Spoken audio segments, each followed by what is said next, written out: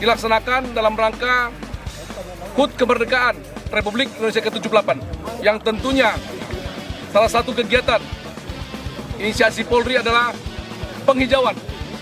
Seluruhnya telah terlaksana dengan baik dan tentunya harapan kita apa yang kita laksanakan ini berguna bagi kehidupan untuk mencegah polusi yang makin tinggi.